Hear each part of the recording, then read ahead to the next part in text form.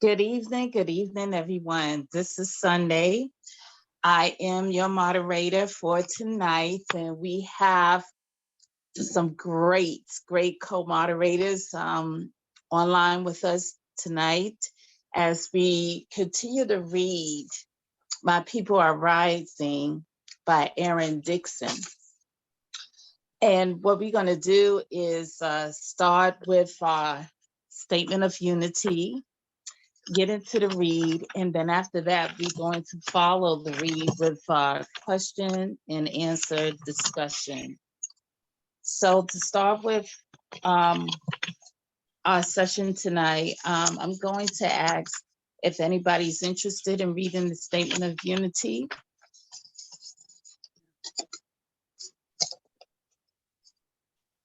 Okay, if not, I'll just go ahead and start it. Okay, Kat, go ahead.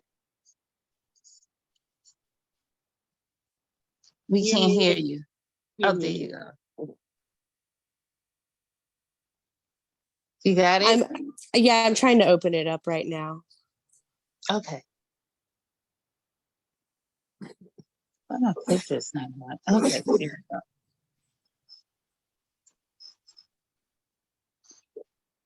Where'd it go?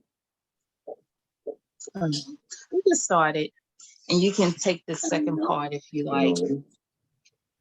All right, the Statement of Unity for the Second Rainbow Coalition, and I will begin with the prefix where the U.S. was founded as a colonial settler state based upon white supremacy and slavery, still in the land of the indigenous nation, breaking every treaty made with them and confining them to reservation such as concentration camps.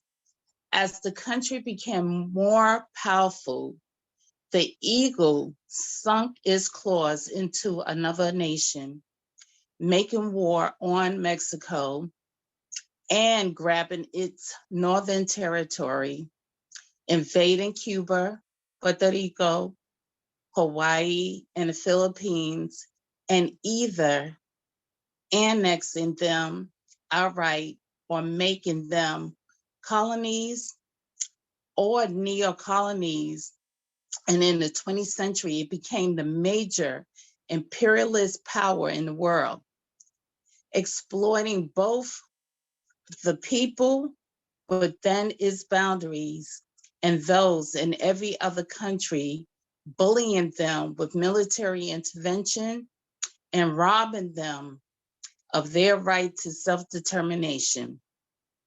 As Huey P. Newton stated, quote, "We have the enemies to fight, reclaim and capitalism. Between the two, capitalism is primary, racism is a byproduct of capitalism. The working people of the world of every ethnicities or nationality face a common enemy that is destroying life on earth. Our enemy is a small ruling class of property owners controlling most of the world's wealth and resources. We must have our basic needs met to live a good and meaningful life, such as food, shelter, healthcare, education, freedom from oppression by the state, and peace with other nations. To obtain these essential things for life, we must have the power to see to it that the abundance that is available is shared equitably." Would you like to take this Statement of Unity for the Second Rainbow Coalition, second part, Kat? Yeah. Okay. Statement of Unity for the Second Rainbow Coalition. The legacy of the first Rainbow Coalition dates back to its founding on April 14th, 1969, by the original Black Panther Party, original Young Lords, and Young Patriots Organization. A number of other organizations, oh, sorry, I lost my place, joined this coalition not long afterwards, such as the American Indian Movement, Brown Berets, Rising Up Angry, the Red Guards, and others. Since the founding of the United States, the masses had developed a number of popular movements that came together to fight back against this capitalist imperialist system in various ways around particular demands. Nevertheless, none had established a movement quite like the first Rainbow Coalition. This historic movement was the first of its kind that established a model of class struggle like no other. Its charismatic leader, Chairman Fred Hampton of the Illinois chapter of the original Black Panther Party, stated at the end of the day, we were engaged in a race struggle. He said that it's a class struggle, goddammit. By uniting with the various oppressed ethnicities and masses, they were able to bridge the gap between various ethnic communities that white supremacy had long sought to keep divided. This class solidarity equipped them with the material basis and class consciousness to see their common class condition, therefore, the necessity to form a united front against their common class oppressor, the capitalist imperialist ruling class. The ruling class viewed this as the greatest threat to their class rule and subsequently used that entire repressive forces of the state, police, courts, jails, prison, and intelligence agencies, etc., in order to crush this emerging revolutionary socialist movement. We refounded the Rainbow Coalition on May 14th, 2021, with the intent of upholding the legacy of the original Rainbow Coalition. We believe that this historic example is the model for the united front that will best serve our class liberation.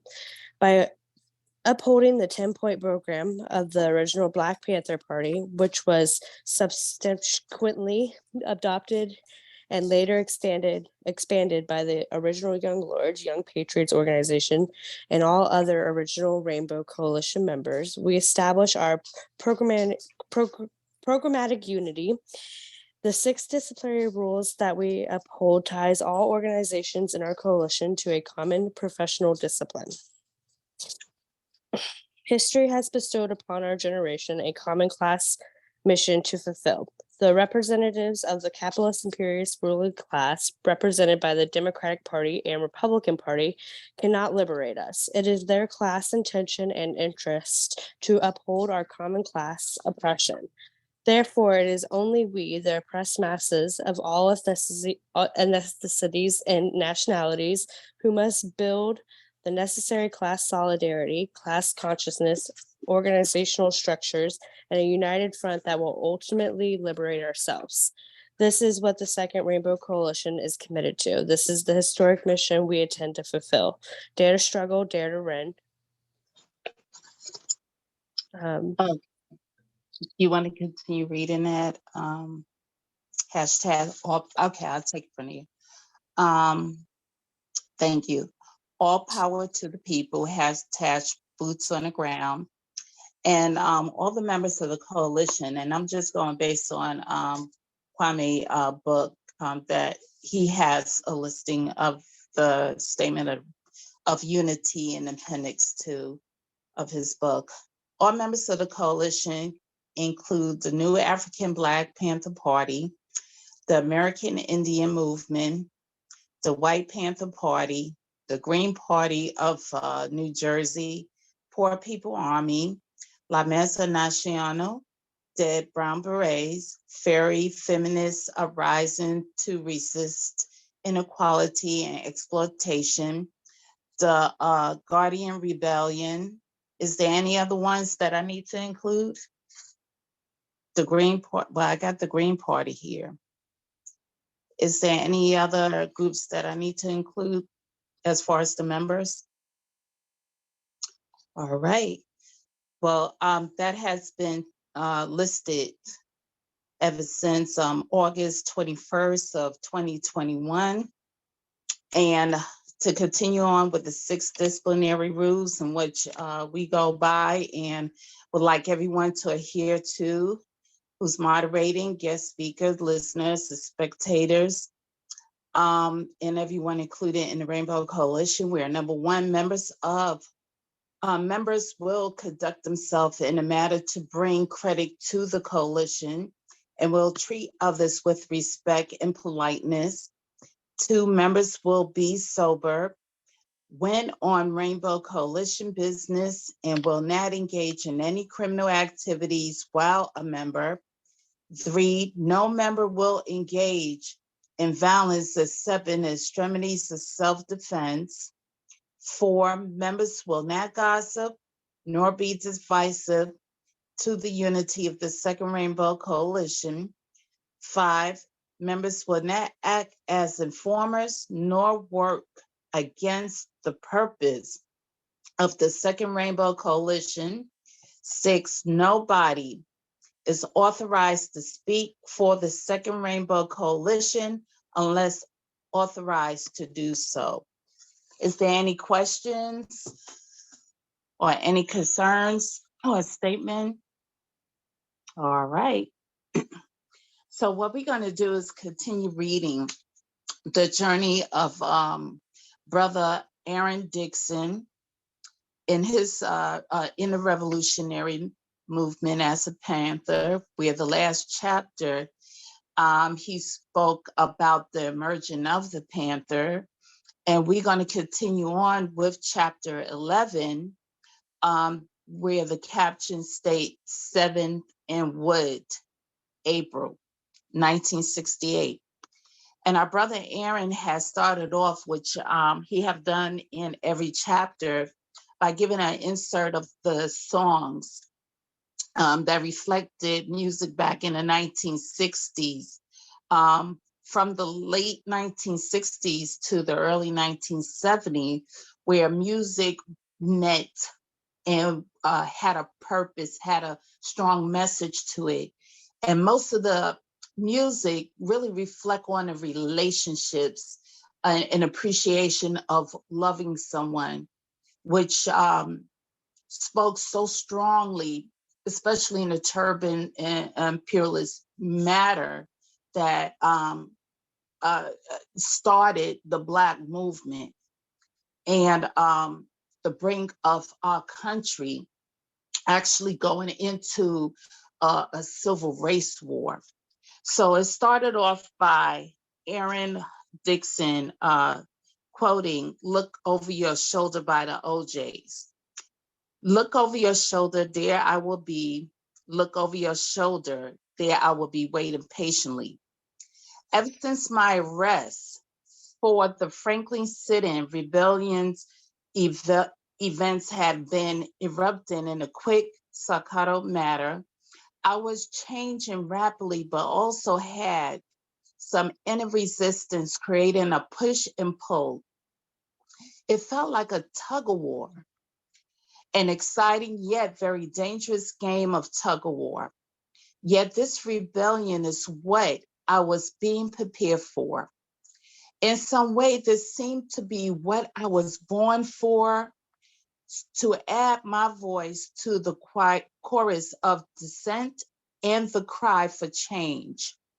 No matter the shyness, the inexperience, the doubts, resistance was my path, and I was ready, even if reluctantly, to follow. I, along with many others on the West Coast, was now a member of the Black Panther Party, an organization born on the streets of Oakland, born not out of desperation, but out of an innate desire to be free. Free from racism, poverty, and police brutality that seemed to engulf almost every person of color in the United States, fueled by anger, frustration, and the Black nationalism of the mid-60s. The party began to unfold. 2 friends, Huey P. Newton and Bobby Seale, along with their young protege, 16-year-old Bobby Hutton, and later David Hilliard Albert Big Man Howard. And other schoolboy friends formulated an organization. Ron Dellums, the inspiring radical whose words has so affected me when he spoke at our BSU lectures, he took part in the strategizing session. And in October 1966, the Black Panther Party for Self-Defense was born. Based on Malcolm X's vision of a broad revolutionary movement, they began to piece together a militant, internationally minded organization, which Huey and Bobby infused with their knowledge of history and other kindred liberation struggles in Africa and Latin America. Drawing on the U.S. Constitution, Huey and Bobby based the party's ideology and strategy around particular constitutional elements, the first being the right to bear arms. Dressed in the Panther uniform, armed with shotguns, 30 caliber carbines and .45s, Huey and Bobby led a small group of young Black armed rebels in the street on mission that ranged from providing security for Malcolm's widow, Betty Shabazz, to protesting the murder of young Denzel Dowell by a sheriff's deputy in Richmond, to patrolling the police on the streets of Oakland. And now I was about to enter into the world of tough Black revolutionaries. I remember that first flight so clearly. It was late April 1968. This was not only my first trip to Oakland as a member of the Black Panther Party, but also my first time ever flying in an airplane. My emotion was running wild. The exhilaration of my first flight combined with excitement, apprehension, and fear of what might awaits me at the other end. I could barely hold a single thought in my mind. In many ways, I was leaving behind my childhood, all the games of Madrona Park, the innocence of youth, the protective comforts my parents had provided during the first 19 years of my life. All those memories will soon be supplanted by defiance, anger, rage, uncertainty, fear, and pain, as well as dedication, hope, and occasionally victory. When the pilot announced our approach to San Francisco International Airport, I looked out the window at the glistening waters of the San Francisco Bay, almost lapping up against a runway dotted with airplanes, some landing and others taking off for faraway destination. I wonder how this plane was going to land on that then airstrip. As we hit the ground, my thoughts quickly shifted to what laid ahead and who was waiting for me. I began questioning the decision that had brought me to this point. Doubt rose in my mind and my palm began to sweat. Walking down the airport corridor in my Panther uniform, I realized it was too late to turn back, too late to change the circumstances that has led me to my destiny.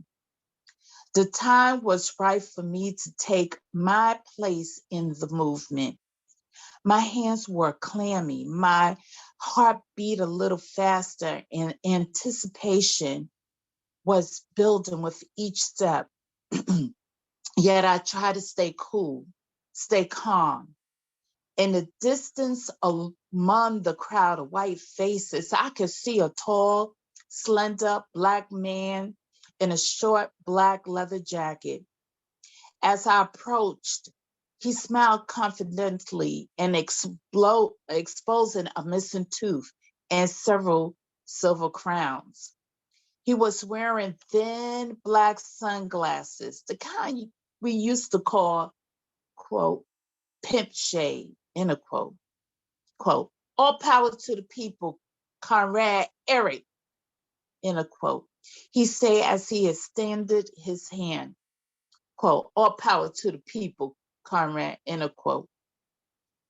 Quote, it's Aaron, end of quote. I replied as we exchanged the Black Power handshake. Quote, I'm Tommy Jones, end of quote. But Tommy was a very stocky, brown-skinned brother with a neat afro. He quickly introduced himself, quote, Conrad, I'm Robert Bay, welcome to the Bay, end of quote. We walked out to the parking lot. Tommy threw my father's old suitcase in the trunk and we jumped in Robert Bay's blue 65 La Sabre headed for Oakland.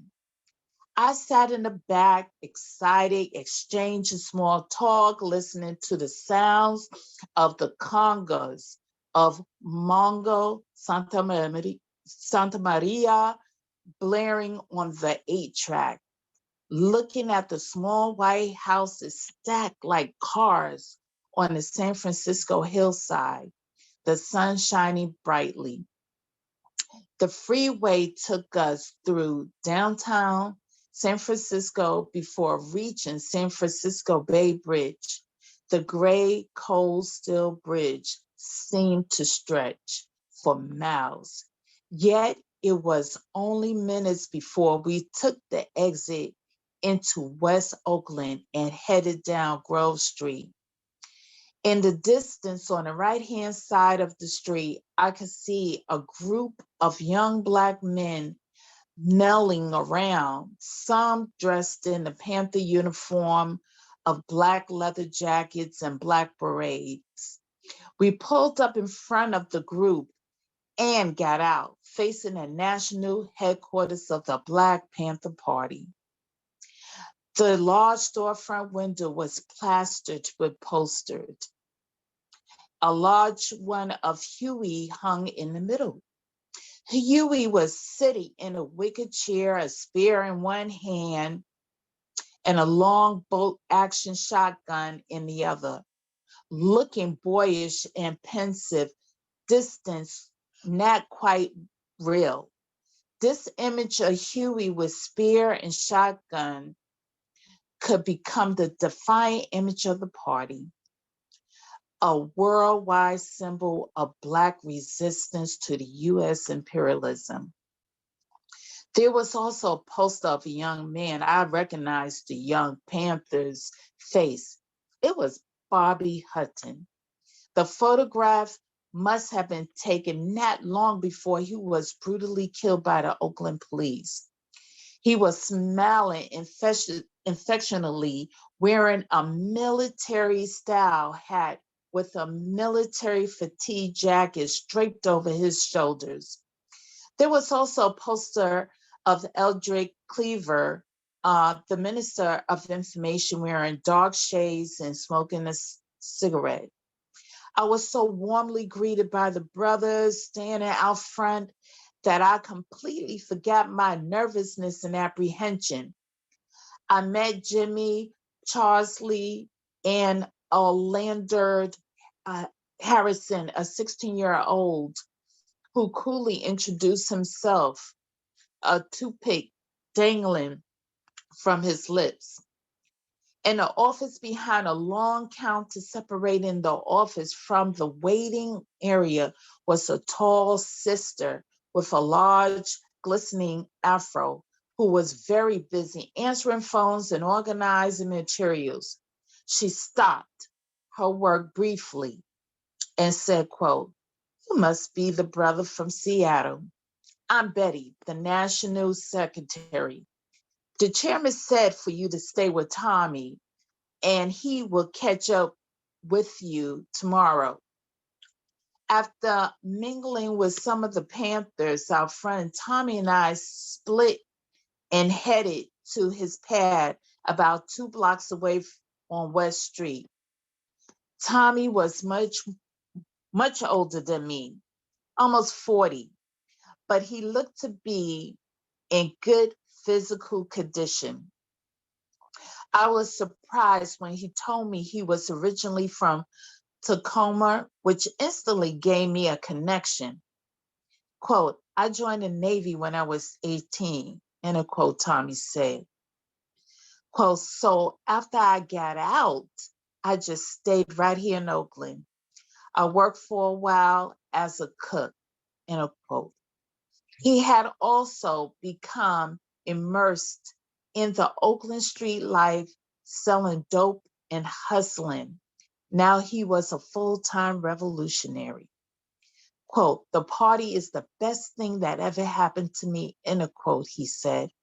"I was to all kind of bullshit before I joined the party.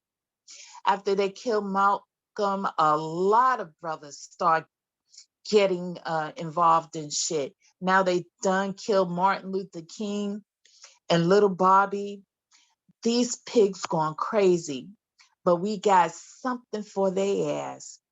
We don't take no shit from these pigs," end of quote. Tommy's apartment was a small, cramped studio full of the comforts of a single man. Quote, "You got a piece, Conrad?" End of quote. I stuttered, not sure how to answer, thinking of the rifle from Voodoo Man in my closet at night.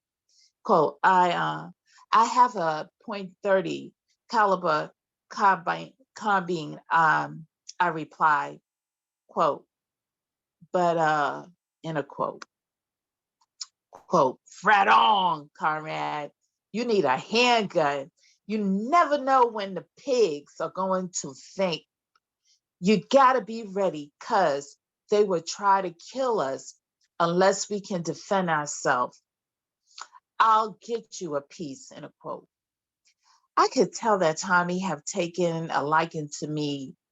Maybe it was Northwest connection. Quote, "This is what I carry," Tommy said, pulling out a snub-nosed .38 revolver. Quote, "You can conceal this piece real easy. I got some automatic weapons buried out of the woods. And check this out," end of quote.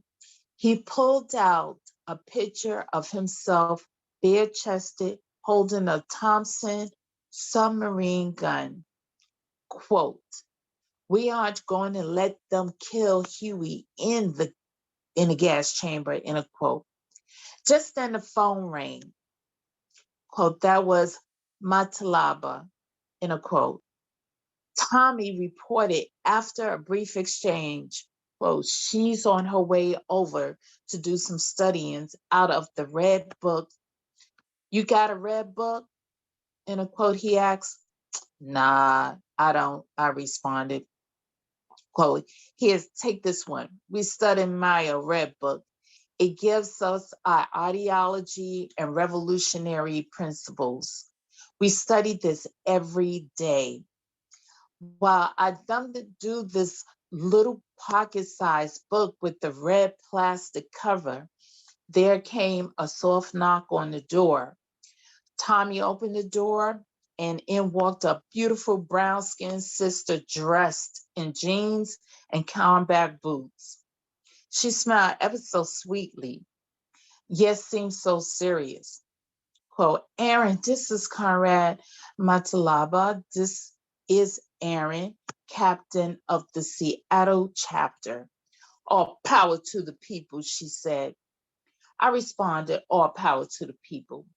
We sat down and Matalaba began to read aloud, "The Revolution War is a war of the masses.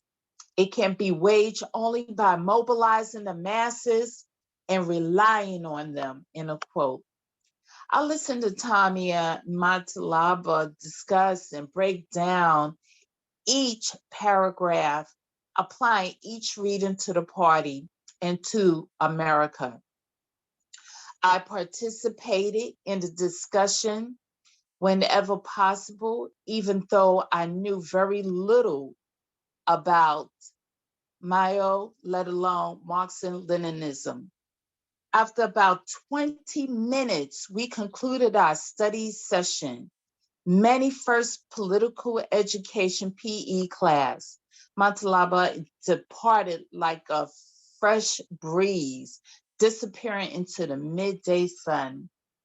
I later learned that she had joined the party at the age of 17, the first woman to join. An accomplished violinist and visual artist, she became one of the party's most important artists. I also learned she was part of a cadre with Tommy and Robert Bay.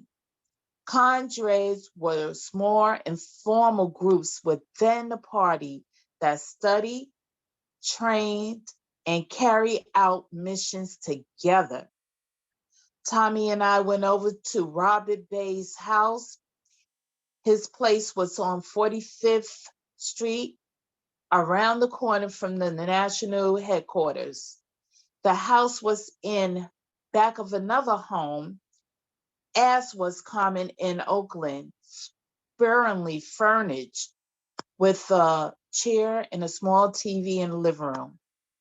It had two bedrooms in the rear and another bedroom adjacent to the living room.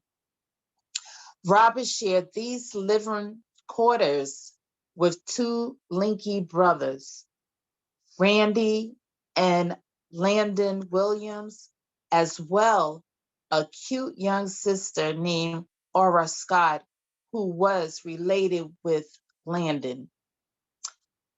Parenthesis, quote, relating with, in a quote, was a Panther expression for being involved.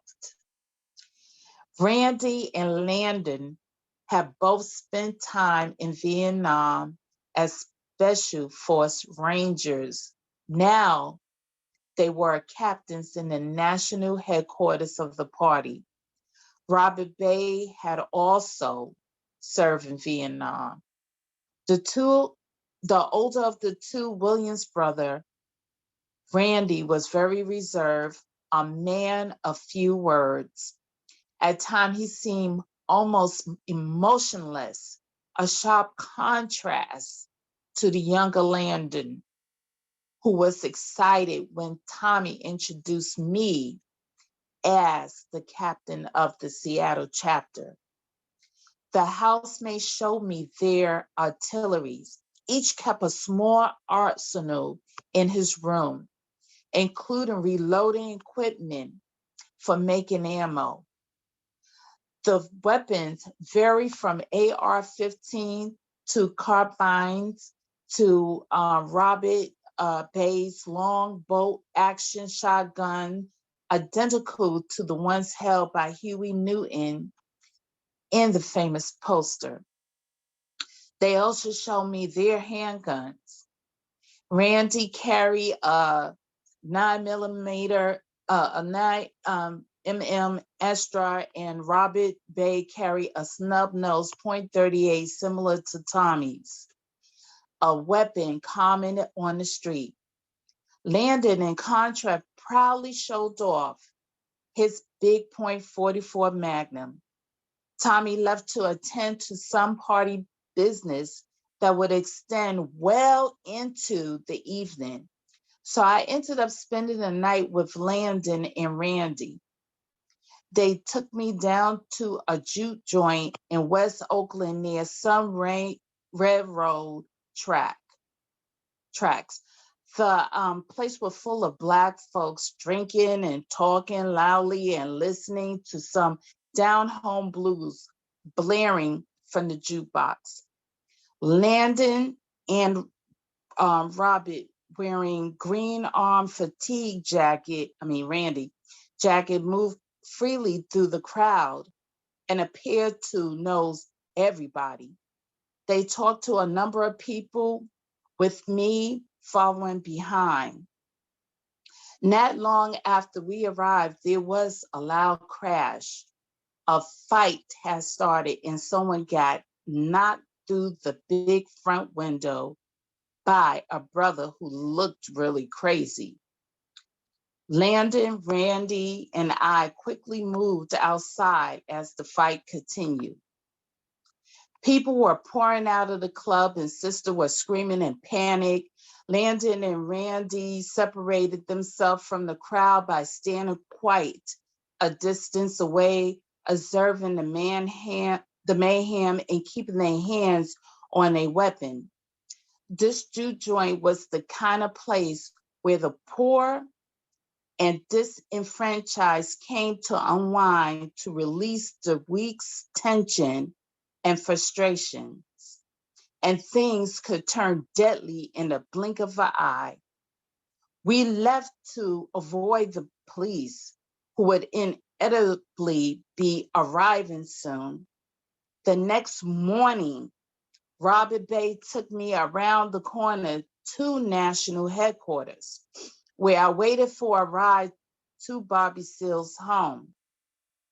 When my ride finally arrived, we spent wildly through the street on North Oakland to arrive at a brown bungalow. Inside, I met Artie Seals, Bobby's wife, a gregarious, bright-eyed beauty, and their 4-year-old son, Malik, who closely resembled Bobby. Little Malik was just as bright-eyed as his mother, full of energy, bouncing all around the place. Bobby Seale walked quietly out of the room, buttoning his powder blue shirt, dressed in black slacks and black shoes. Quote, "All power to the people, Conrad," in a quote, he said. "Did Tommy and the brothers break down for you what the party is about?" In a quote. Bobby asked, "There is a lot of shit for you to learn, brother. We got a lot of work to do. We got to keep these pigs from killing Brother Huey. I want you to go up to the jail and visit him before you leave. You dig?" In a quote. "Right on, Bobby," I answered. "Since the April 6th shootouts, the pigs have been vaping on Panthers, busting them on a bunch of trumped up bullshit charges. I want you to stay with me today so you can understand how the party functions. I have to go up to Merritt College and meet with some brothers and sisters."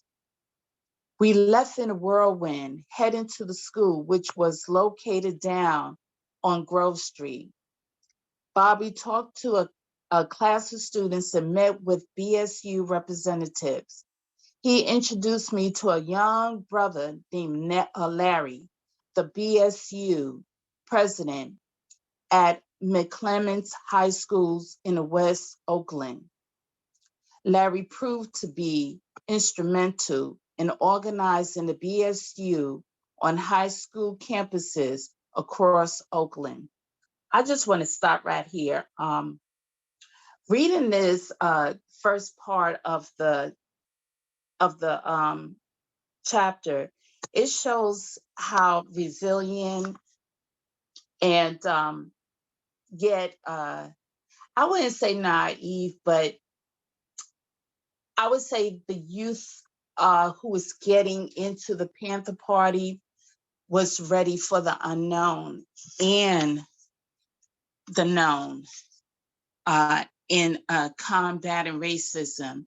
And they knew that they were ready to sacrifice themselves for the people. I also noticed that They were fully aware of the principles, the core values, and the vision set by the party members in accepting their responsibility. So they had a clear understanding of what they were fighting for instead of just people walking around angry with arms.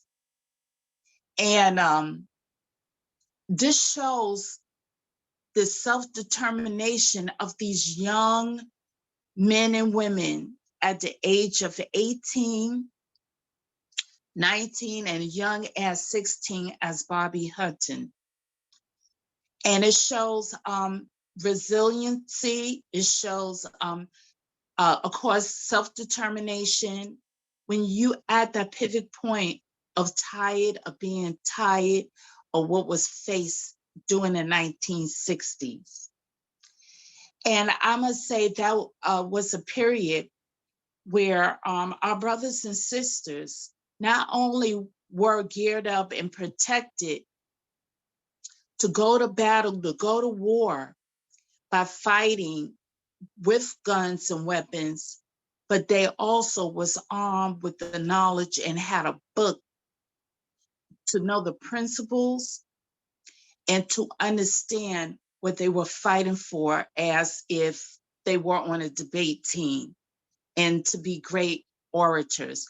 And it's like Malcolm X has said, you know, being a revolutionary, you have to know the devil language.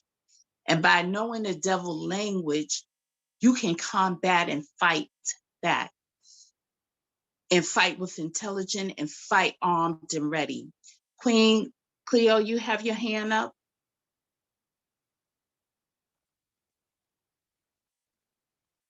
Queen Yes, Cleo? Sister Anna, yes. I just wanted to say a couple of things. One of Yes, the ma'am. things is that we haven't found out yet in Aaron's book is that the Black Panther Party, well, we read more than one book. We focused on some of the information that we didn't know, like dialectical and historical materialism. So we studied that intensely. We studied the Red Book, but we also focused on other books, Fanon, Nkrumah, um, just just a whole panoply of important revolutionary books, Che Guevara, Fidel. We focused on as many different kinds of books as possible, and we studied every day, and we studied together every day. And that's so important for Absolutely. young people to recognize that we were serious business, and we were ready to defend ourselves, but most of our focus was to do the right thing, was to study and to help people in the community. We sold our newspapers, and we helped a lot of people doing a lot of the Mhm. different programs in the healthcare and in welfare, and developing programs where we took people who had people in jail, and we took them on in the buses up to the jail so that they could see their families and stuff like that. We did so many programs for the people. The free breakfast program, of course, being the real beginnings of our programs in the community. And we worked very, very hard. And I think that's the other thing that people don't know, how hard and focused we were. We was up day and night. It seemed like we were young, we had the energy, so we could be up day and night. You know, we could hang out, but we also worked and were very, very serious. Everything that we did very seriously. And we never took action without having um, a very Mhm. serious study and research on the conditions that we were Right, fighting against. And that's very important. And you'll find that, I'm sure Aaron's going to talk about that as well. right. And And you one know other, what? yeah, Go, go ahead, Queen. just one other thing that's so important, and that is that today, as well as back in the day, because the capitalist system is so corrupt, the opposite to corruption is to have integrity and principles. And so what Absolutely. we did was we tried to be opposite to the capitalist system of corruption and have integrity and have principles and be trustworthy to the community. And those Absolutely. are so important things. So that's all I had to say on. And you know what, Queen? You went by the books, you know, and in addendum to that, you study the Constitution laws, you know, which is so important to read and to read to protect ourselves with something that's supposed to protect ourselves, and to also let uh, the adversaries or the people who are against Black liberation or the liberation of our oppressed people to know that we are standing our grounds. We are standing our grounds back there was tidily for the justice of people instead of using it as a mean to use to combat what is not right altogether.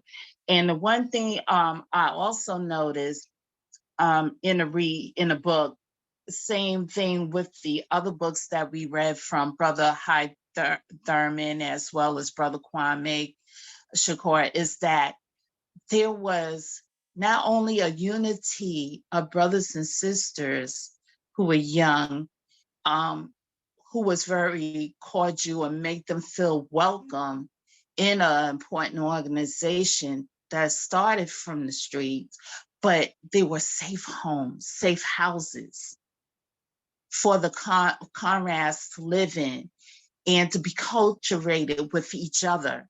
Because we are talking about young comrades that came from different states, different neighborhood community, where everything was so different from these neighborhoods, where they all came together, where they had no other choice but to have each other backs.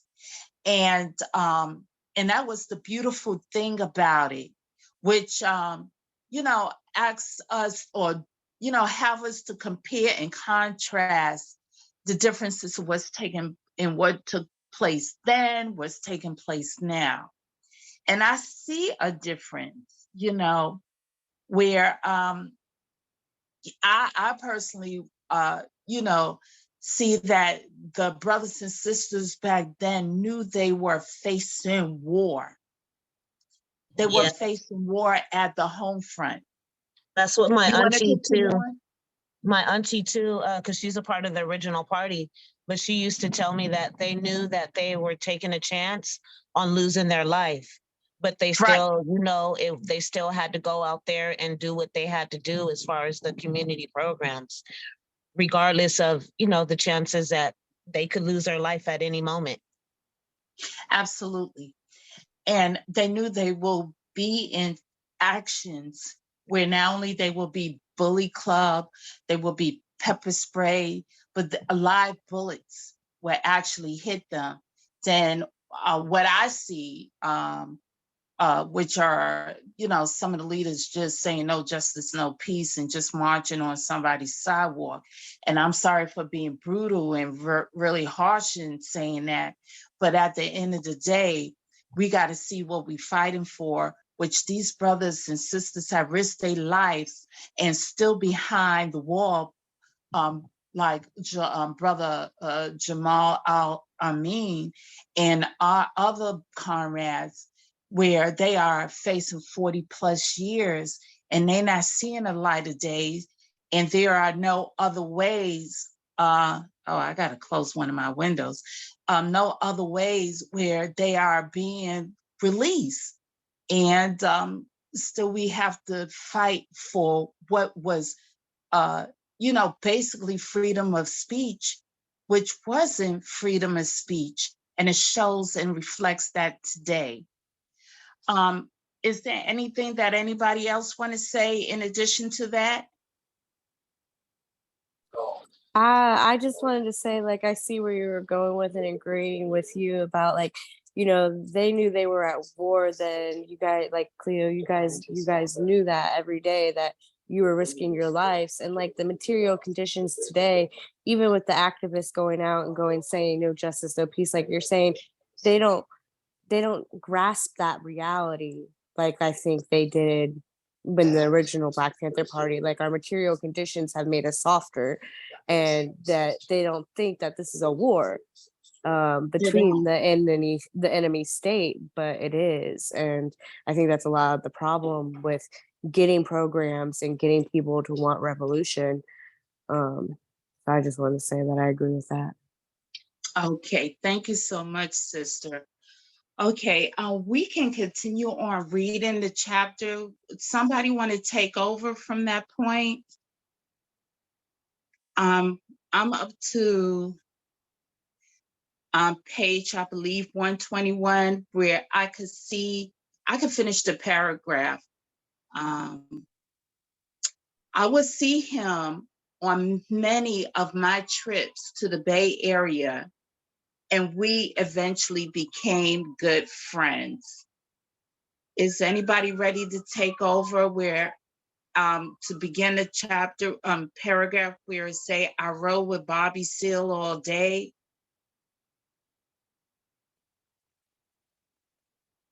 I can do it. Okay, thank you, Panther Queen. I rode with Bobby Seale all day, racing from one meeting to the next.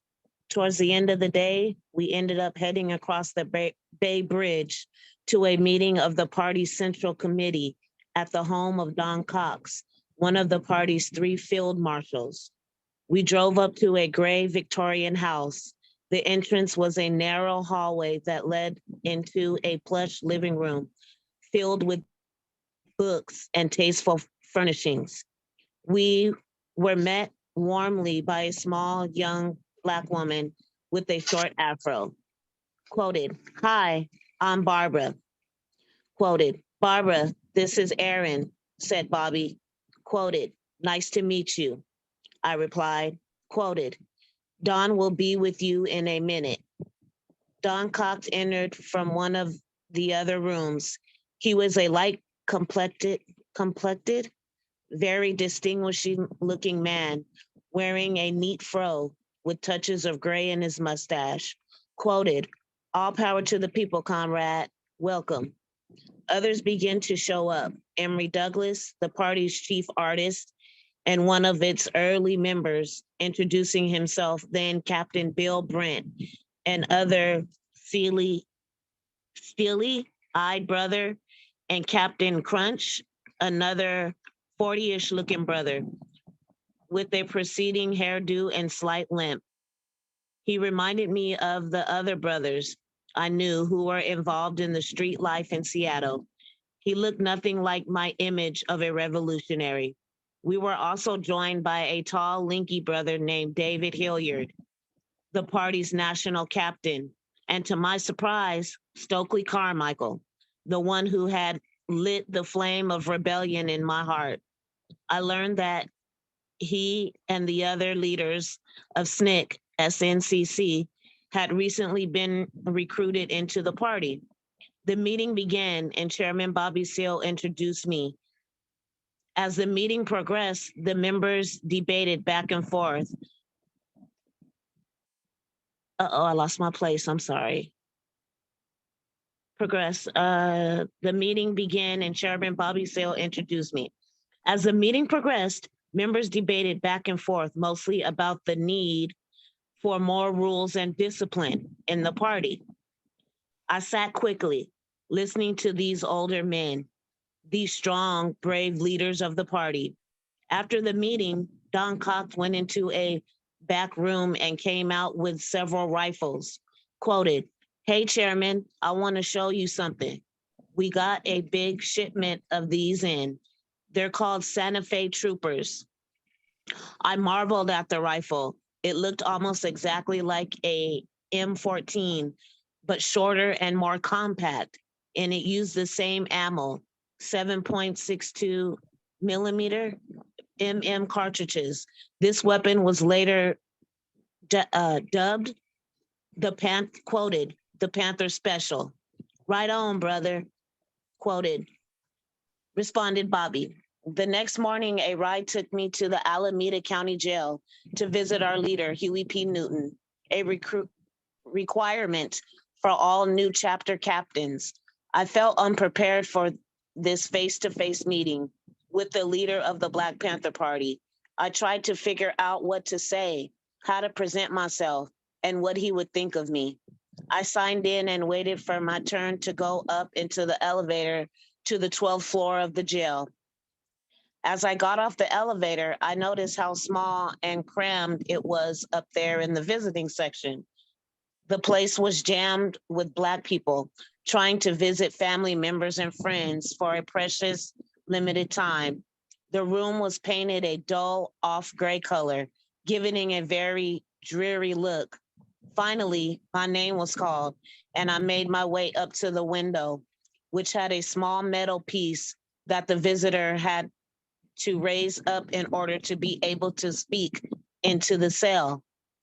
There, sitting in a tiny space on a metal stool, was a short, thin, light skinned brother with responsive eyes. It was Huey, quoted, "All power to the people, comrade," he said, rising his clenched fist. Quoted, "All power to the people," I said, and I awkwardly bent down and attempted to speak while giving the power salute. Quoted, "How are things going in Seattle, comrade?" asked Huey. Quoted, "They're going good. The movement in Seattle is growing day by day." I responded, hoping my answer sounded revolutionary. We exchanged small talk for a few minutes. I was nervous, not quite sure how to respond to this emerging hero of the movement. Huey offered up defined words of encouragement. Quoted, "Comrade, the pigs are going to intensify their attacks on the party, so you have to be vigilant. Comrade, and you have to work on the comrades' discipline. And remember to never turn your back on the pigs. They will not hesitate to shoot you in the back." After that final statement, we both raised clutched fists. I felt strong about leaving our leader behind. I had only just met him, yet I felt an almost paternal connection to this boyish looking hero of the Oakland streets, the soon to be hero of the worldwide Black revolutionary movement. We then both said, quoted, "All power to the people." As I was departing, Huey asked, quoted, "Stay strong, Huey added, quoted, "Stay strong, comrade," again raising a clutched fist. There really wasn't much to say. After all, he didn't know me. I was just another brother joining the struggle for Black liberation. But the visit did give me an immediate connection with the leader of the party, which was quite different from seeing his picture on a poster at headquarters. It didn't seem right that the most important man in the movement was sitting in limbo in an Oakland jail. I would not see Huey again for another 3 years. Later that day, I accompanied Bobby Seale and a bunch of other Panthers down to Defirmary Park, which the party had named Bobby Hutton Memorial Park. At the park giving a speech was Bobby Kennedy, who was campaigning for president.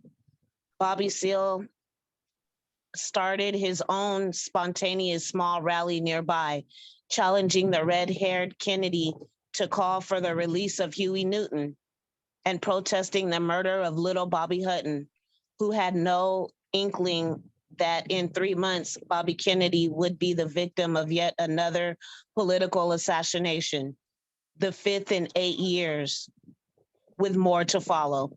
The following day, while I was standing in front of the office talking with Jimmy Clarley and Orlando Harrison, Tommy drove up, leaned over, and through the passenger window said, quoted, "Hey, Aaron, I got something for you." I hopped into the passenger seat. Tommy reached beneath his seat and pulled out a semi-automatic weapon.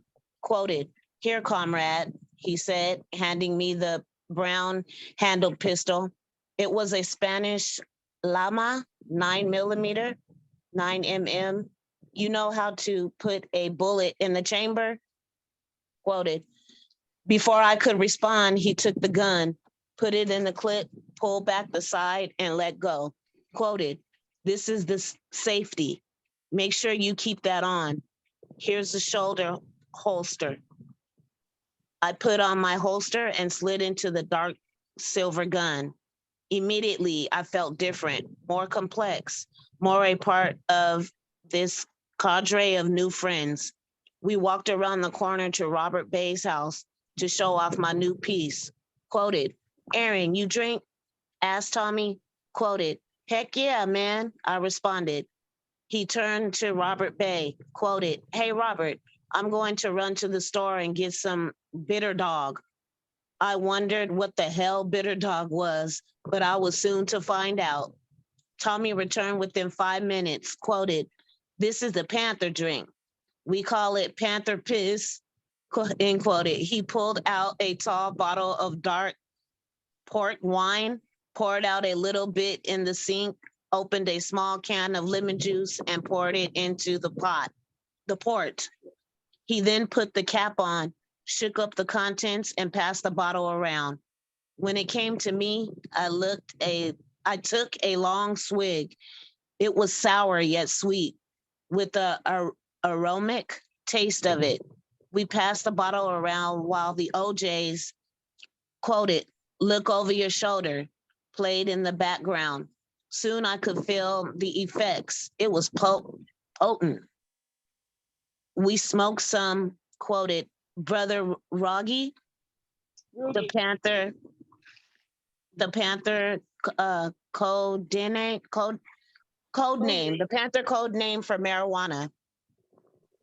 We continued talking and laughing, and I began to loosen my stiffness. I began to feel like I was in the company of close friends, like we had known each other long before the party, long before this time and place. Meanwhile, Landon, who did not drink or smoke weed, sat in the living room in front of the TV, watching a Cowboys and Indians flick. Suddenly, there was a long bang. We ran into the living room, and there sat Landon holding his smoking .45 Magnum, 44 Magnum. Then the TV was completely destroyed. Quoted, what the fuck? Robert Bay yelled. Quoted, fuck them Cowboys, cuss Landon. I get tired of the Indians getting killed by the fucking ass Cowboys. I'm tired of that bullshit. We all laughed. It was funny to us at the time. Although I think we all related to his frustration, it was evident to me that this brother was capable of losing his cool when anger got the best of him. Our generation had grown up with that kind of stereotypical brainwashed shit on TV and in movies, especially when it came to Black folks and to Indians. It was always the same story. The Indians got wiped out. Landon's actions made clear that as far as the party was concerned, those days were over. The next day, I was assigned to go out into the field to sell papers with two comrades, Sister Love and Jimmy Charlie.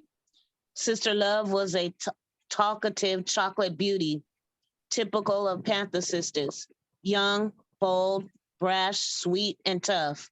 We were assigned to downtown Oakland. Being Friday, the stores and streets were busy with shoppers, mostly Black folks spending their government checks on their or their hard-earned paychecks. Meanwhile, we stood on street corners in our leathers and barrettes, yelling out to prospective customers, urging them to buy the latest issue of the Black Panther. Unlike any other paper I had seen, it was blunt, to the point, hardcore, addressing racism, police brutality, and the party's method of dealing with the police. Basic armed self-defense, pictures of M16s and carbines were scattered throughout the text, which included the party's 10-point program and platform. On the back page was a drawing of Emily Douglas advocating armed self-defense. Young people and at times middle-aged people were eager to buy the paper. Some older people seemed uninterested. It was energizing and exciting to be out on the streets in the sun with the comrades, educating the people. They knew we were standing up for them. We felt proud and special representing the People's Army. In our travels around downtown, we ended up at Housewives Market, a large grocery store where many of the low-income Blacks shopped. There we sold all the remaining papers. Afterwards, Orlander and I ended up at Robert Bay's house drinking bitter dog. Tommy Landon and Randy soon joined the group. Quietly, I observed each one. Orlander was the youngest of 12 children, a toothpick perpetually dangling from his lips. Having joined the party at age 16, the Barsh, fearless young revolutionary had participated in the protests on the Sacramento Capitol, carrying a riot 18 shotgun. Tommy was the oldest, a seasoned veteran of the streets and of life. Robert Bay, Big Bay, was a disciplined, stocked Vietnam vet who exhibited very little bravado, and London and Randy, also Vietnam vets, were opposites. London was powder keg, whereas Randy was cool, calm, and collective. Later, the six of us found ourselves sitting in a soul food restaurant on 7th Street and Wood in West Oakland, eating black-eyed peas and fried chicken, trying to dull the effects of the bitter dog and the weed we smoked. After Orlando and I finished, we went outside and stood on the corner to light up a couple of cools, feeling full and feeling good. We watched the crowds of Black people on this warm spring Friday night. The clubs and restaurants were full of our people, wanting to get high, to drink, to gamble, anything to try to forget the racism and oppressed of white America. We didn't register that we were standing at the very same intersection where Huey had stood on the fateful night the year before, with one pig dead and another wounded, as was Huey.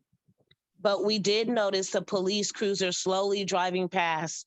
Orlando began yelling at the police, quote, "You pigs better stop at that stop sign." I joined in. We began yelling in unison, feeling both bold and foolish, as the young so often do. Then we began shouting epithets at the cops. Quoted, "You motherfucking pigs better stop at that sign." We were full of ourselves in our uniforms and on our own turf. I was armed, but Orlando was not. And he was undiverged and not allowed to carry a concealed weapon. Soon Robert Bay, Tommy, Randy, and Landon came out of the restaurant to see what was going on. The cruiser stopped and 2 cops got out, looking aloof. Orlando and I backed up off the curb, and the others moved away from the advancing officers. But Tommy, who earlier had taken a Red Devil or some other downer, was by this point what Panthers called non-functional, quoted. He was standing by himself near the curb. One officer asked for his ID while the other returned to the car and called for backup. Within minutes, 5 police cars were on the scene. Suddenly, the streets began to turn chaotic. People hurried past, whispering among themselves and yelling to others to get out of there. Ahmed, the confusion, Tommy somehow slipped a small snub-nosed 38 to Orlando, and the police poured out of their cars. hands on their guns. I heard Robert Bay say in his husky voice, quoted, spread out. I watched as the others formed a semicircle around Tommy and the pigs. I followed suit, taking position next to Robert Bay. Shops and stores in the area closed their doors. People began running. I heard fearful cries and screams. Quoted, there's going to be a shootout. Quoted, I'm getting out of here. I remember seeing a young brother, probably a year younger than me, wearing a McClayman's high school leather jacket, carrying 2 bags of groceries in his arms, probably heading for a quiet dinner at home. Our eyes met for a split second, his expression full of fear, my eyes pleading, stay, help. He must have read my mind. He spurted out, quoted, man, I would like to stay and help, but I gotta get home. In a second, he was gone, leaving me, leaving us, just like all the other people fleeing. The same people for whom we had taken up the banner, the same people we had pledged to defend. The comrades spread out with hands on their guns. In that brief second, fear engulfed my entire body. Images of my childhood and my family flashed before me. Yet I was understood that here on this corner with my newfound comrades on this fearful night was where I belonged. I placed my hand on my gun in preparation for the worst. Within minutes, the streets were empty except for a few prostitutes who refused to leave, proclaiming loudly, quoted, we ain't going nowhere. We gonna stay out here with our brothers.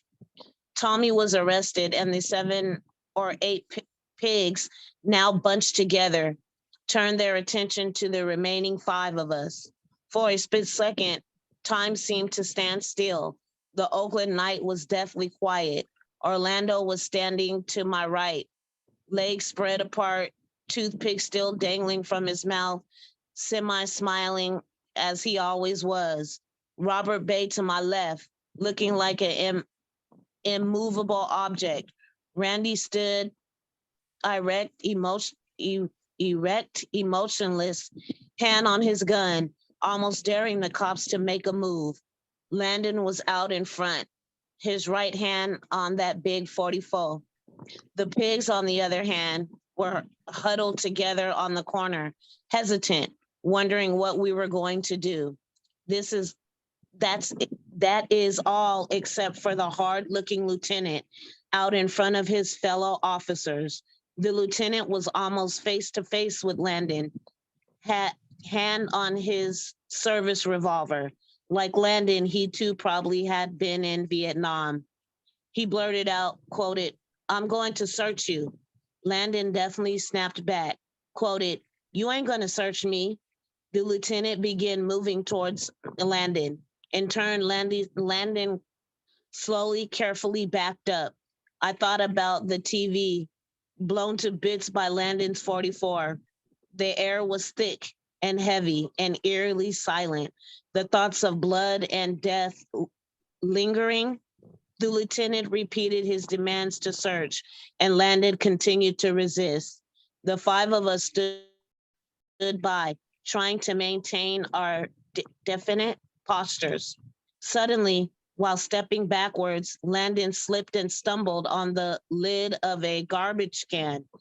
The rattling sound reverberated, puncturing the tension and silence. Landon caught himself from falling and quickly bounced back up, maintaining his position, his hand still on his gun. Then just when we thought the blood would surely spill and death would be upon us, the lieutenant and the rest of the cops quietly and slowly backed up, silently got into their cars and drove off, making a U-turn beneath a transit construction project and headed back downtown. It was over. The pigs had decided that this warm spring night was not the time they wished to die. As for us, we had chosen this night as our time to stand our ground.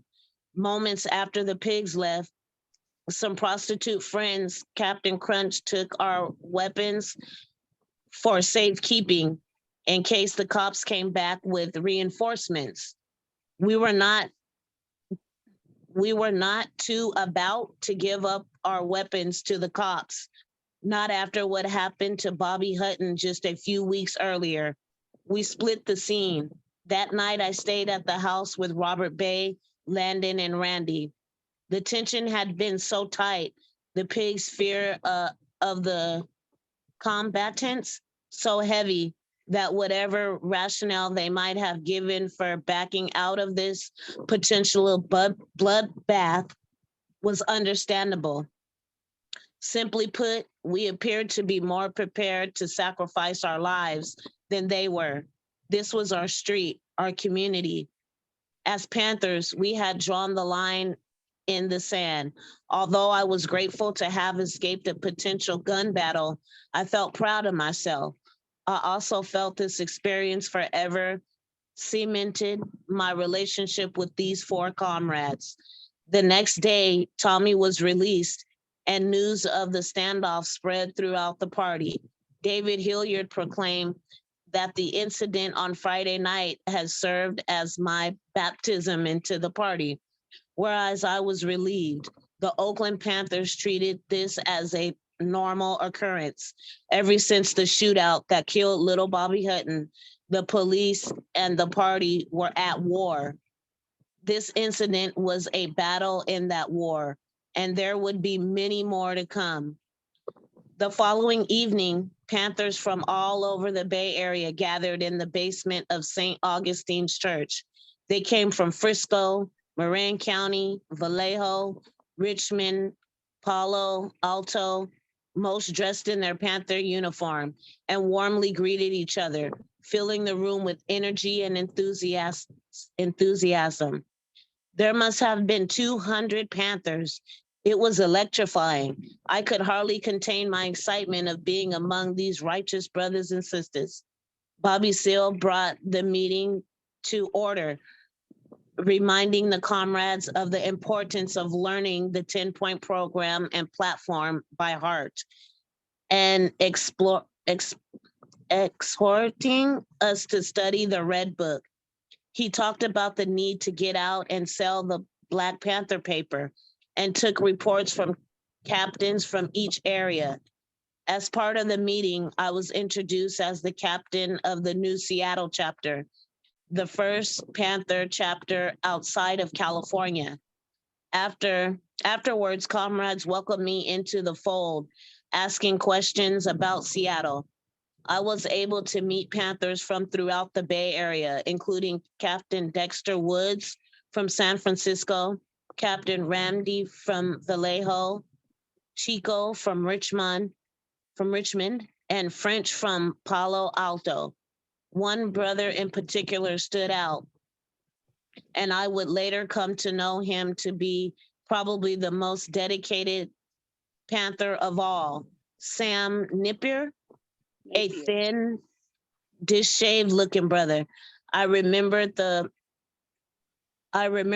while everyone else was standing and talking, he was in the street stopping cars, selling the Panther paper, moving as if powered by some secret energy source. After the meeting, I headed back with Robert, Bay, and Tommy. No sooner had we walked into the unlit house than the phone rang. Robert Bay answered in his usual gruff voice, quoted, "Yeah." He suddenly slammed down the phone, ran into his room, and came rushing out, carrying several rifles. He handed me a 44 Magnum carbine and a box of shells, quoted, "The pigs are vamping on some comrades at the church." Tommy grabbed a rifle and we ran out, jumped into the La Sabre and sped down Grove Street. Quoted, "Hey man, you know how to use one of these?" Robert Bay asked me. Although I answered yes, I had actually never seen the weapon before, but I sat there in the middle of the back seat, loading short, steady rounds into the 44 Magnum carbine and awaited my fate. When we arrived at the church, everyone was gone. The pigs, the panthers, everyone. Either the caller had overreacted or the pigs knew the reinforcements would be coming and got the hell out of Dodge. I'm sure the pigs had heard about the standoff the night before down on Wood Street. They knew that since the murder of Bobby Hutton, the party was just waiting for an opportunity to take revenge. In those days, Oakland was very much like a war zone. Wherever there was a party chapter, the racist pigs, there would be confrontation and often bloodshed. I had the overwhelming feeling that there was a lot of work waiting for me back in Seattle in order to get comrades organized into a disciplined force as had been done in Oakland. The following day, I said my goodbyes to my new comrades. On the flight home, I did a lot of thinking. I pondered my immediate experiences in Oakland and reflected on the movement's growth from riots and demonstrations to armed resistance and grassroots organizations of the most downtrodden elements of the Black community. It was clear that when Martin Luther King Jr. was killed in Memphis, a change had occurred in the political conspiracy. No. In the Consciousness. political consciousness. Mhm. Thank you. Of young Black America. The door of the nonviolence movements had been slammed shut, but a window had been opened. Revolutionary thought was replacing the civil rights approach, manifesting with a seriousness, a intensity that had not been in the earlier movement. The young would look to a new group of individuals such as Huey Newton, Bobby Seale, and Eldridge Cleaver, and to organizations led by people like those I had just met in Oakland. Tommy Jones, Robert Bay, Captain Bill Brent, Landon, Randy, and Matilda. Matilda. I thought about my newfound friends, my comrades in arms, about the night at 7th and Wood, and how I was embraced by them, encouraged and loved by them unconditionally. I visited Oakland many times during those early years, creating a lasting and unbreakable bond with these comrades. End of chapter. Okay, thank you so much, Panther Queen. I appreciate you reading the remaining of the chapter, which, I was under the impression that, everyone would take a chance and read 5 pages each. Oh, So I'm sorry. You should stop, No, don't comrade sister. apologize. Okay. Don't apologize. I appreciate all that you have done, in finishing the chapter. Well, I just want to say that in this particular chapter, it brings us back to, the 10-point platform, number 1, where the comrades were ready for war and really illustrate self-determination to fight for the freedom and regaining the power to determine the destinies of the Black communities and a community of oppressed people, where it really states and reiterate that we believe that Black and oppressed people will not be free until we are able to determine our destinies in our own community ourselves by fully controlling all of the institution which exists in our communities. And I'm sure that a lot of cops back then could not felt even more threatened to see you have militant Black men ready to go to battle, go to war, because they had their they were fully armed. and they knew the Second Amendment. Number three, it pointed out we want to end to the robbery by the capitalists of our Black and oppressed community, where under that particular point, it stated, we believe that the racist government have robbed us, and now we are demanding the overdue depths of 40 acres and 2 mules. 40 acres and 2 mules were promised 100 years ago as restitution to slave labor and mass murder of Black people, where it further states we will accept the payment in currency, which will be distributed to our many community. The American racists have been taken in the slaughter of over 50 million Black people. Therefore, we feel that this is a modest demand that we make. And the Panthers back then have done so by safeguarding their street and policing over the police of the crimes that was taken by those, who's supposed to protect and serve. And they were there to bully and to protect property, and that to serve and protect the people. And also I want to say and point out, other points that's so relevant to this particular chapter, from we want an immediate end to police brutality and murder of Black people, other people of color, or oppressed people inside the United States, where briefly it say that we believe that the racist and fascist government of the United States lives in a domestic enforcement agency to carry out its program of oppressions against Black people, as we've seen in the chapter, where other people of color and poor people inside the United States, where Aaron had described to the T, where we believe it is our right, therefore, to defend ourselves against such armed forces, and that all Black and oppressed people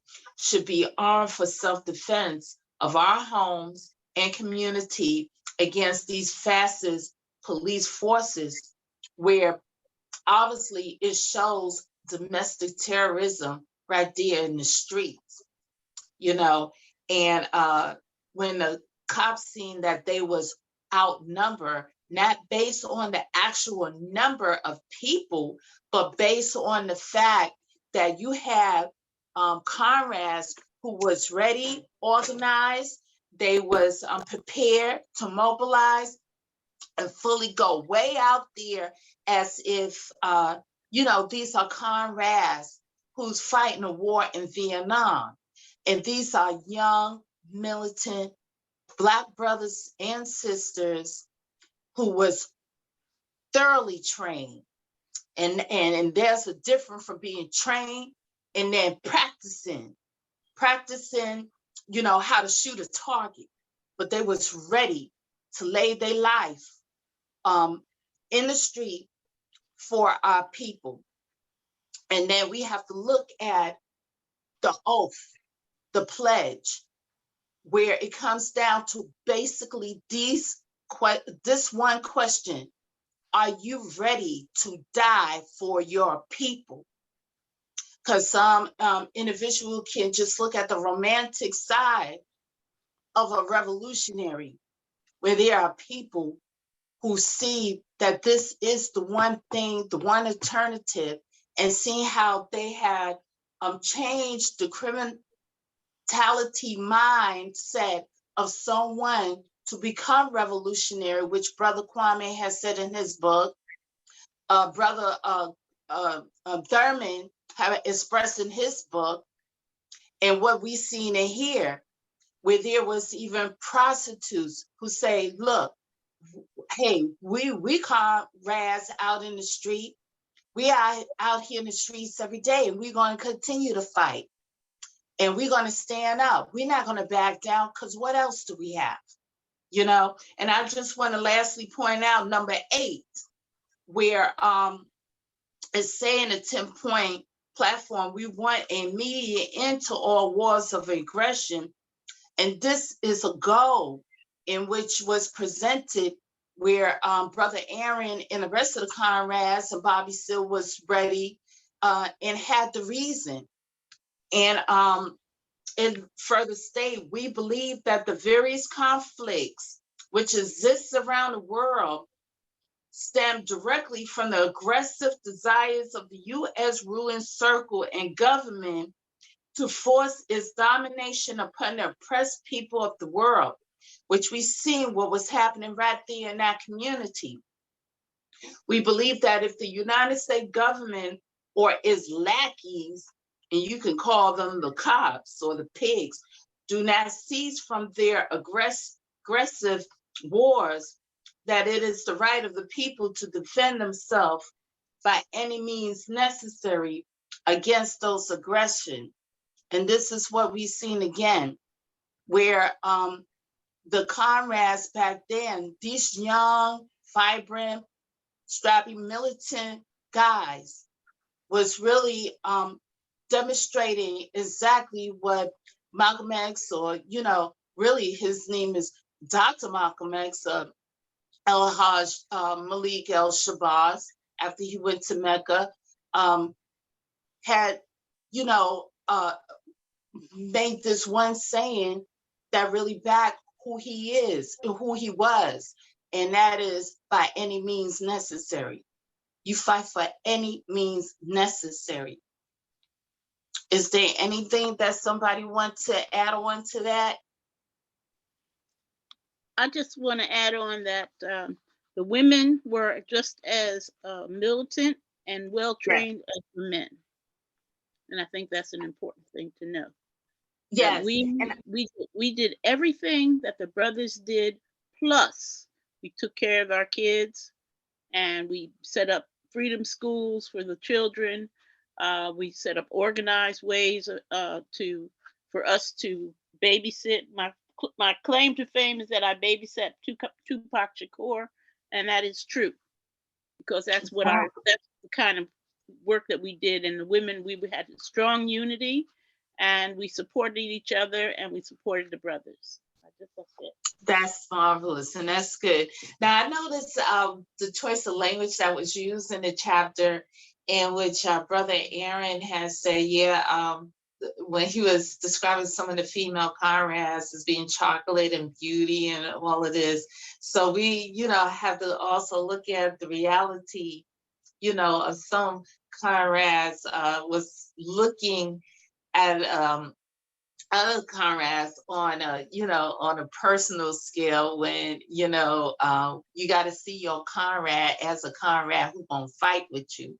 So also we have to bring up the point of what the women had to not only combat in conjunction and working with our brothers, but also be seen important and the equal of our brothers in this revolutionary movement.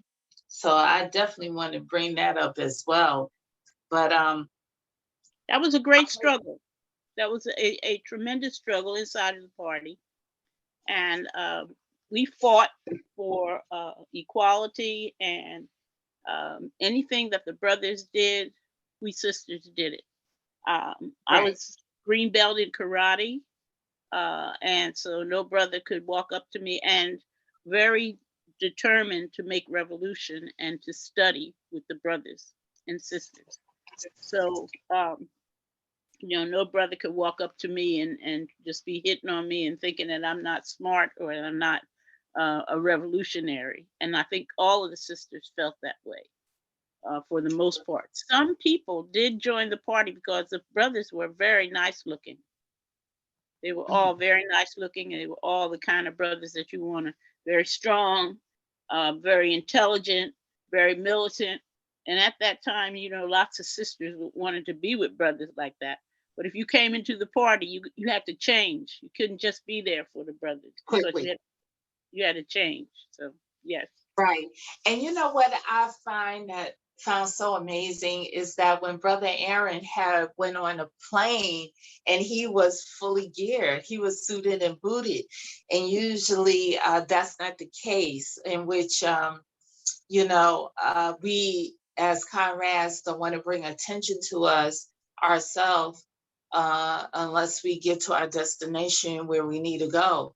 So I'm very surprised that he wasn't stopped right there at the airport, which some people where I was even confronted with see our uniform as a form of arsenal weapon. Because when I went to the Ahmaud Arbery case, that was held in Georgia, I was suited and booted. And this one trooper, one of the young comrades had to use the restroom. And he said that we could not go in the courtroom, in the court building. And I say, well, what is the reason why we can't? And he said, because of your artillery. I said, what artillery I have? And he said, well, you got you military belt on and your combat boots. And I say, these are just basic clothing. And I'm not going to devote myself for your personal satisfaction. And let me see some it of was right there. I'm surprised nobody captured it. I was right there, head to toe, while he was looking at me up and down, and I was looking at him up and down. So he continued to say that y'all can't come in there because also your young comrade got a stuffed pig on a stick, and she has put that to the side. Things have changed considerably. You have to remember that back in the day, everybody wanted to look like a Panther. We were very Yeah. proud.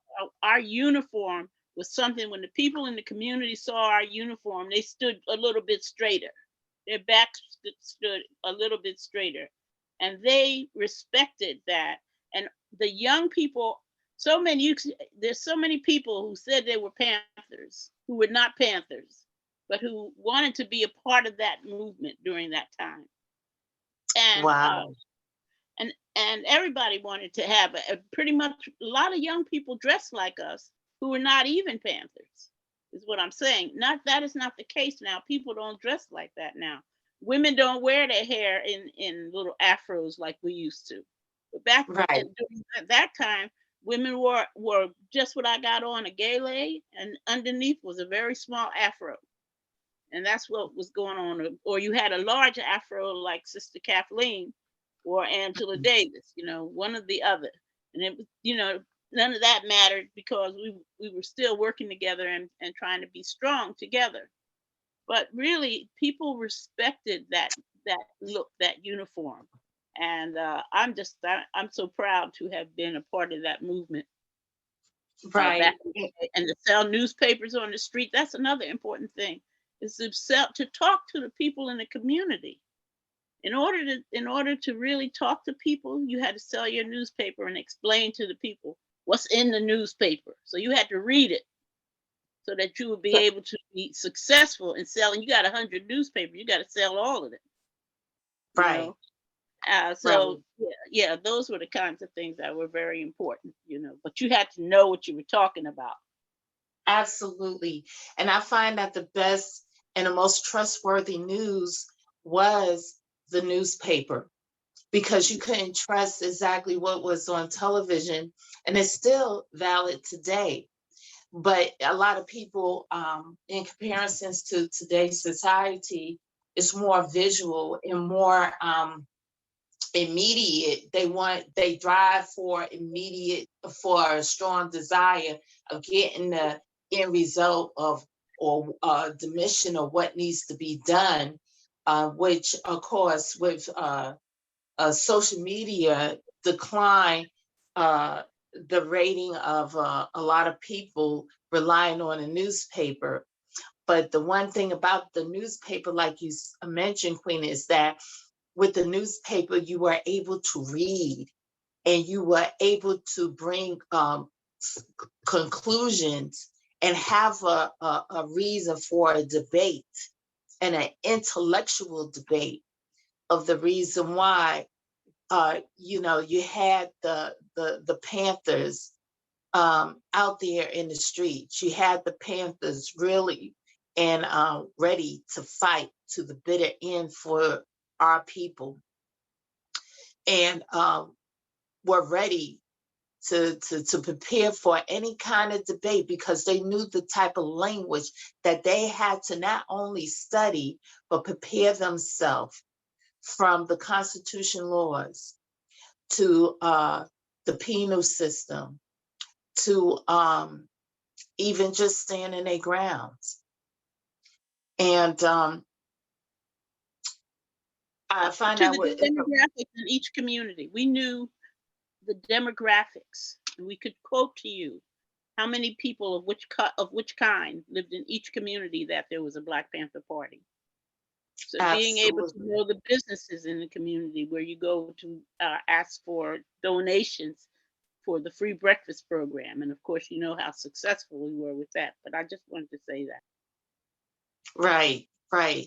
And that Breakfast Club, I mean, is so important because even today, although you have some children who are receiving assistance, there's a lot of children that have certain limited amount of food that they're able to eat if they don't are not part of a breakfast program, or they don't have the funds to actually receive a full breakfast, where they probably get an apple or a banana opposing, the eggs and the bacon and the cereal, and something that keep them from their stomach growling and prevent them from learning.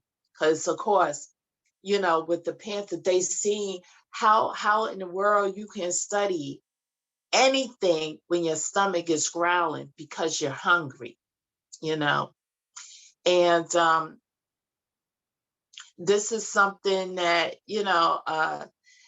some communities really needs to follow, to continue the model of the Panthers. And of course, the Panthers is needed to get back involved in helping our youth.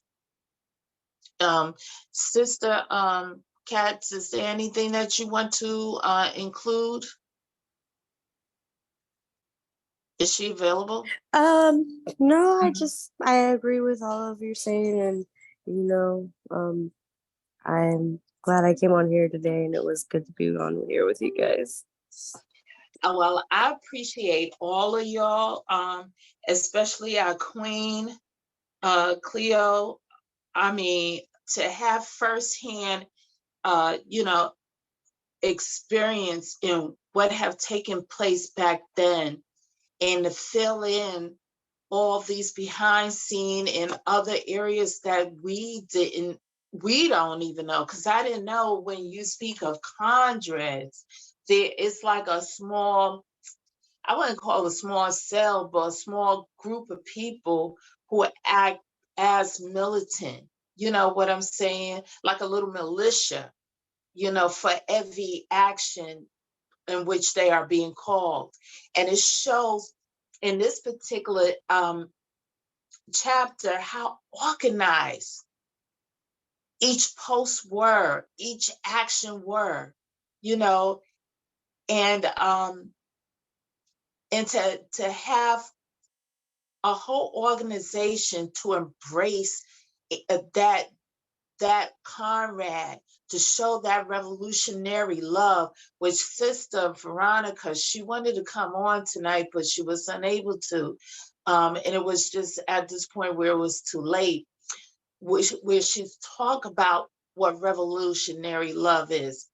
And before we end today, I just want to go around and ask, since it's just the two of us now, started from Queen Cleo, what is your meaning and what is your view of what revolution love means, or what we need to do to I guess recapture or revisit what revolution love is.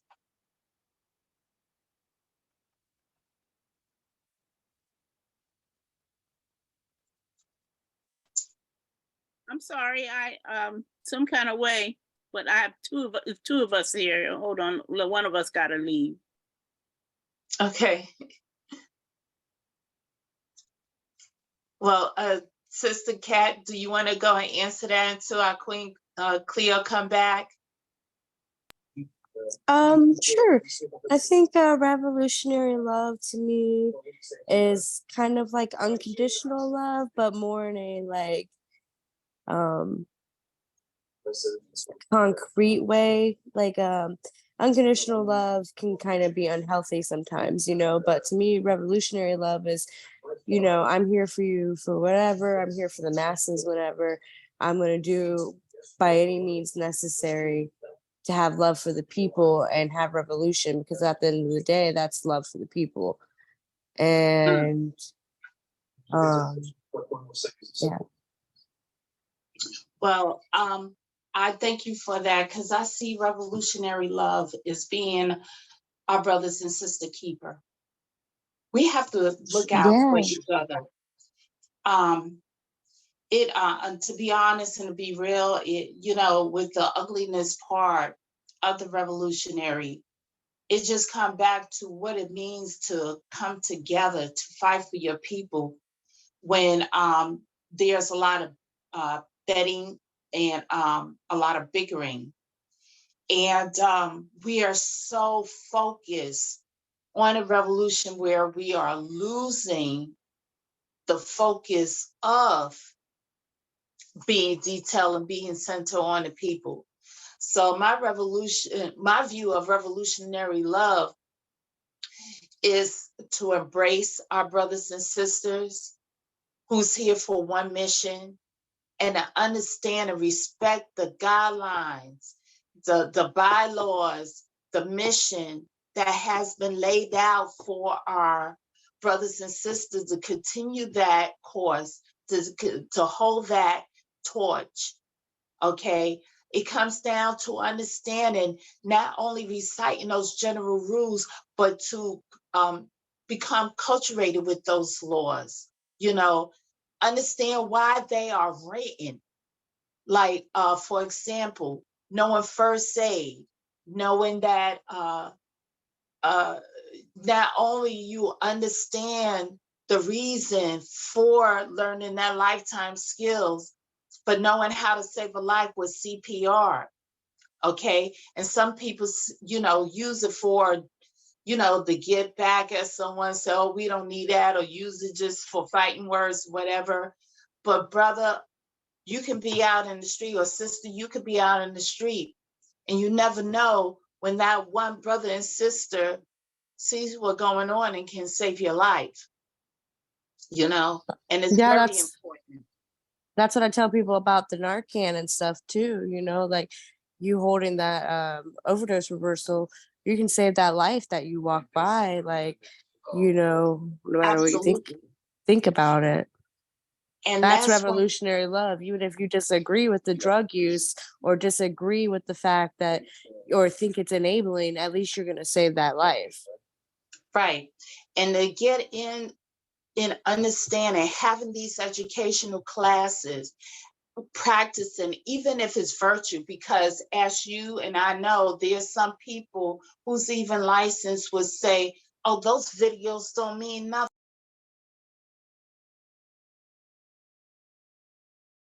You're muted, sister. I'm showing it because of the fact it teaches people the skills where it could become a sense, like a part of your sense to know what needs to be done instead of freaking out. That's revolutionary love right there. And we need to set our own personal feelings aside and look at the bigger picture of the mission which need to carry it out, or we gonna fall out because of our feelings that get in the way. And the one universal law is you have to see the mission of what we doing is for the people, because there's not one man who can govern and lead a movement. It got to be the people to do it, to transform society. Only the people could do that. This was stated back in the 60s, and it's still relevant today. And that's what revolutionary love is about. And I just want to, unless you have anything else you want to add or say with that. Cleo just got back on, so I think she was to say something. I got back. Good. I'm I good. got back on my Okay. cell phone. My laptop wouldn't let me back on, but my cell phone did. Oh, good. Well, I'm very appreciative of that. But, you know, and in concluding what we was talking about, revolutionary love, you know, we have to, like I was mentioning, we have to put our personal feelings to the side and look at the greater mission of what we are fighting for. That's And right. that's a form of revolutionary love, because not only we are embracing our brothers to fight for us, but we have the tools, we have the skills where we can save each other lives by understanding and appreciating our brothers and sisters instead of pitting against each other over stupidity stuff that's going to break us instead of build us up. Is there anything you want to add in regarding to us maintaining and having revolutionary love, sister? Yes, I want to say one thing, and that is that that one of the things that exists under capitalism is this tremendous drive to compete for who's going to be on top. And that's the exact opposite of what it meant to be in the Black Panther Party.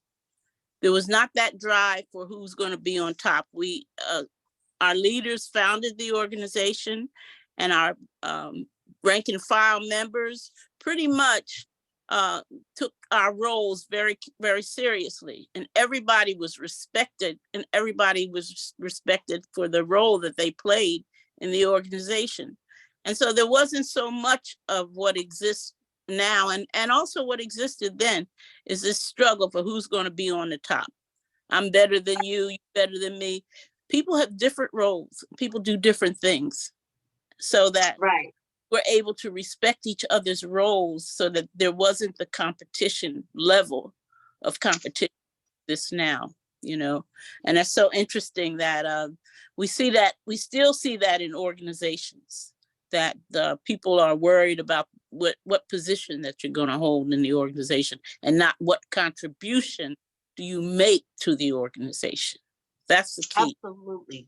And You know? be honest, sister, in addition to that, we have to look at leadership, the direction of leadership. And if they allow that type of mannerism in there, then we got to look again at the focus. Because if our greatest adversaries or our enemy is capitalism, we are showing the byproduct of capitalism right there, where there's a division with gender, with age, with sex, and with class. That's right. And like you say, sister, we need to look past that, because you can have a leader, but what is a leader without the masses or the people that's there?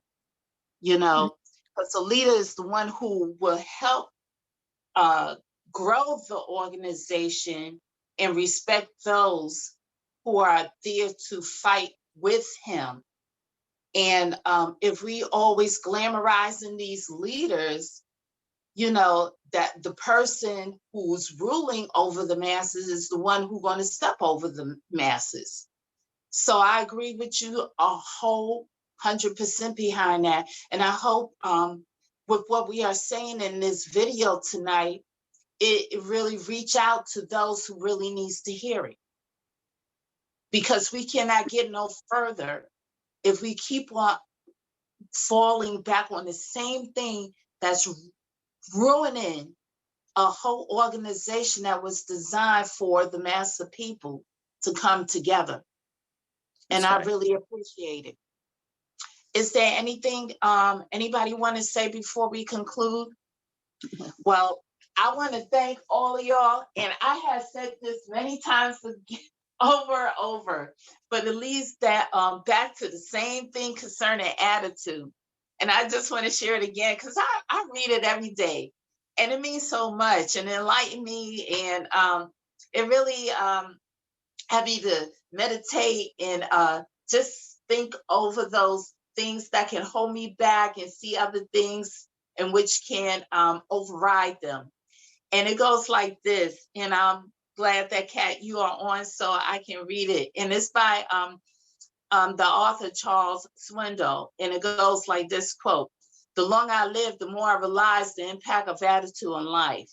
Attitude to me is more important than education, than money, than circumstances, than failures, than successes, than what other people think or say or do. It is more important than appearances, giftedness, or skill. It will make or break a company, a church, a home, or organization, a formation, even a group." And I see that the remarkable thing is we have a choice every day regarding the attitude we will embrace for that day. We cannot change our past. We cannot change the fact that people will act in a certain way. We cannot change the inevitable. But the one thing we can do is play on the one string we have, and that is our attitude.